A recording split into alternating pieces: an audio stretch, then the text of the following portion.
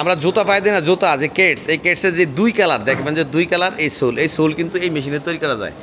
এটা 2 colour setting করার মাধ্যমে আমরা বিক্রি করি, 1 কালার সেটিং করার মাধ্যমে বিক্রি করি। 1 কালার সোল, 2 কালার সোল সহ এই হট অ্যান্ড কুলের ডামি সহ সব কিছু বানাইতে পারবেন। এটাতে আবার জুতা, ডালাই জুতা যারা ব্যবসা করতে চান, এরকম জুতা দিয়ে ডালাই জুতা ব্যবসা, একটা ভালো ব্যবসা কিন্তু বাংলাদেশে এই ব্যবসার জগতে এই ডালাই জুতা কিন্তু একটা ভালো মার্কেটটা আছে, এটা ভালো চলে। এবং ইউনিক কোয়ালিটি ডিজাইন করে যদি বিক্রি করেন দেখবেন যে ভালো চলবে। এখন এই যে টু কালার যে সোলটা দেখতে পাচ্ছেন আমার হাতে, এরকম সোল যারা তৈরি করতে চান এরকম মেশিনের সাহায্যে, তারা কিন্তু আমাদের থেকে বিভিন্ন মেশিন সংগ্রহ করার মাধ্যমে এই 2 কালার সোল আপনি তৈরি করতে পারেন। 2 কালার সোল তৈরি করার মেশিন কিন্তু আমরা বিক্রি করি। দর্শক, আবার নতুন উদ্যোক্তারা চাইলে এরকম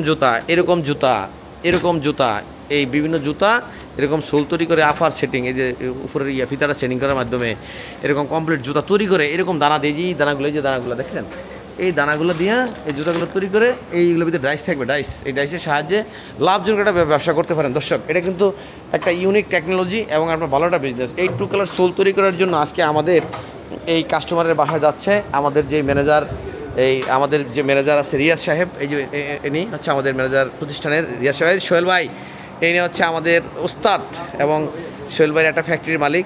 এই ইবা যে দানা উনি বিক্রি করে, অথবা ইবা জুতার ফ্যাক্টরি আছে সোহেল ভাই আমাদেরই বন্ধুবান্ধব, আমাদের সাথে বিজনেস করে সোহেল ভাই, আমরা একসাথে বিজনেস করি। এটা সেটিং করার জন্য এই জুতাগুলা যে ডাইস আমাদের থেকে সংগ্রহ করছে, এটা সেটিং করার জন্য রেদওয়ান সাহেব আছে সহ আমাদের একটা টিম কিন্তু যাচ্ছে।